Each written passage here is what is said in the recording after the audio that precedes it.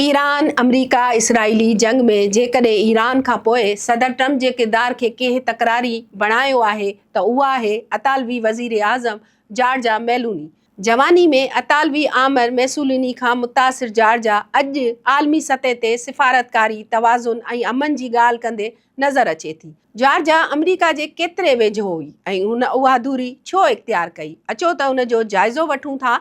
मां आहियां फ़हमीदा रियाज़, तव्हां ॾिसी रहिया आहियो WTN न्यूज़। नाज़रीन, अमरीकी सदर डोनाल्ड ट्रम्प जॾहिं ॿी सदारती मुदत लाइ हलफ़ खंयो त मेलोनी वाहिद यूरोपीय अॻवान हुई जंहिंखे हिन तक़रीब में सॾायो वियो हो। उहो ई कारण हो त मेलोनी पाण खे यूरोप ऐं अमरीका जे विच में हिकु पुल तौरु पेश कंदी हुई। अमरीका ऐं इसराइल जे ईरान ख़िलाफ़ जंग खां पोइ हिन पुल में ॾार पइजी विया। हिन जंग में इटली जे किरदार खां अॻु जॉर्जा जो सियासी सफ़र ते नज़र विझूं। जॉर्जा मेलोनी 1977 में रोम में ॼाई। हुन हिकु आम मज़दूर तबिके जे घराणे मां उथी इटली ऐं यूरोप जी सियासत में किरदारु अदा कयो। फ़क़ति 15 सालनि जी उमिरि में हुन सियासत में क़दम रखियो जॾहिं हू मूवमेंटिव पार्टी जी नौजवान विंग में शामिल थी, जेका मशहूरु अतालवी आमिर मेसूलिनी जी हिमायत कंदड़ हुई। साॻे मेसूलिनी जो कौल हो त जेकॾहिं मां मैदान जंग खां पोइते हटां त मूंखे गोली हणो। जॉर्जा साॻी जंगी जुनून खां मुतासिर हुई। 1998 में 21 साल जी उमिरि में हू रोम जी सूबाई काउंसलर चूंडिजी वई। क़ौमी इतिहाद में तेज़ी सां तरक़ी कंदे 27 सालनि जी ॼमार में हू नौजवाननि जी तंज़ीम जी सरबराह बणिजी वई, जंहिंखां पोइ 2006 में हू पार्लियामेंट जी चैम्बर ऑफ डिप्टी चूंडिजी वई। संदसि सियासी ज़िंदगी में वॾो ब्रेक थ्रू 2008 में बर्सलकूनी जी हुकूमत में आयो, जॾहिं 31 साल जी उमिरि में हू नौजवाननि जी मामले जी वज़ीर बणिजी वई, जेका ॿी आलमी जंग खां पोइ इटली जी सभ खां घटि उमिरि वारी वज़ीर हुई।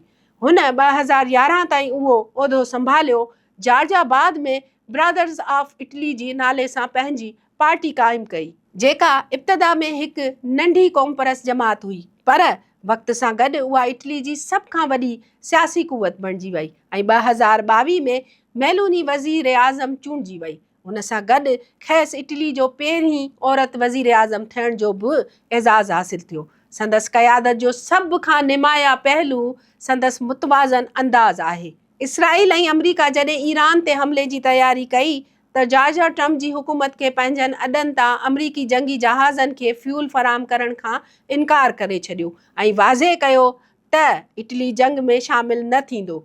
अहिड़े वक़्त में जॾहिं केतिरा ई मग़रिब मुल्क अमरीका सां गॾु बीठल नज़र अचनि था, मेलोनी जो इहो फ़ैसिलो इटली जी ख़ुदमुख़्तियार परॾेही पॉलिसी जी अलामत सम्झो पियो वञे।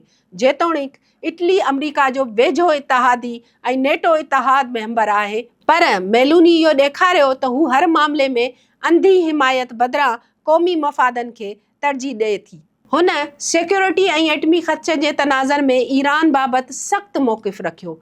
हू उहो बि मञे थी त फ़ौजी तकरार हिन मसइले जो मुस्तक़िल हल न आहे।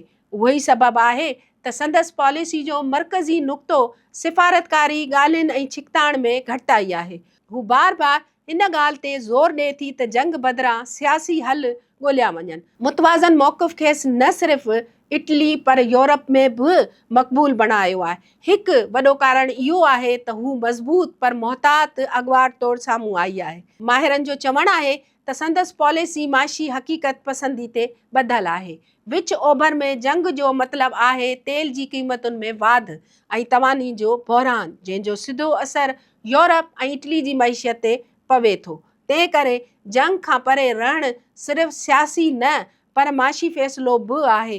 तंहिं हूंदे बि संदसि मौक़िफ़ ते तनक़ीद कई पई वञे। कुझु मुख़ालिफ़नि जो चवणु आहे त हू मग़रबी इतिहाद खे कमज़ोर करे सघे थी, जॾहिं त किन मूजिबि हू ॿिन्हिनि धुरनि खे ख़ुशि रखण जी कोशिशि करे रही आहे। फ़लस्तीन में इसराइली हमलनि ऐं ॿारनि जी मौत खां पोइ इटली ऐं फ़लस्तीन जी हिमायत में मुज़ाहिरा, वर्कर्स जूं हड़तालूं ऐं इसराइल फ़ोर्स तरफ़ां अतालवी समाजी कारकुन जी इमदादी ॿेड़नि खे रोकण ते अवामी कावड़ वधी वई हुई। हिन सूरत हाल में मेलोनी बि अवामी जज़्बनि जी तर्जमानी कई ऐं गॾियल क़ौमुनि जी जनरल असेंबली में चयो, इसराइल हद पार करे छॾी आहे। इंसानी असूलनि जी भञगड़ी कंदे शहरिन जो क़त्ल आम कयो आहे। हुन ऐलान कयो त इटली यूरोप कमीशन तरफ़ां तजवीज़ कयल इसराइल ख़िलाफ़ कुझु पाबंदियुनि जी हिमायत कंदो, जॾहिं त उन खां अॻु हू इसराइल जी हिमायत बि कंदी रही आहे। सभ खां दिलचस्प पहलू संदसि शख़्सियत में आयल तब्दीली आहे। हिकु अहिड़ी अॻुवाण जेका कॾहिं सख़्तु नज़रियाती पस मंज़र रखंदी हुई, अॼु आलमी सतह ते अमन ऐं सिफ़ारतकारी जी ॻाल्हि करे रही आहे। हू पाण चवे थी, असांखे अमन खे तरजीह ॾियणु घुरिजे, न कि अहिड़ी जंग खे जेका बेकाबू थी सघे थी। संदसि सिधो ऐं वाज़े अंदाज़ गुफ़्तगू अवाम खे मुतासिर करे थो, छो त हू मुंझियल सिफ़ारती ॿोली बदिरां सादनि लफ़्ज़नि में पंहिंजी ॻाल्हि ॿोल बयानु करे थी।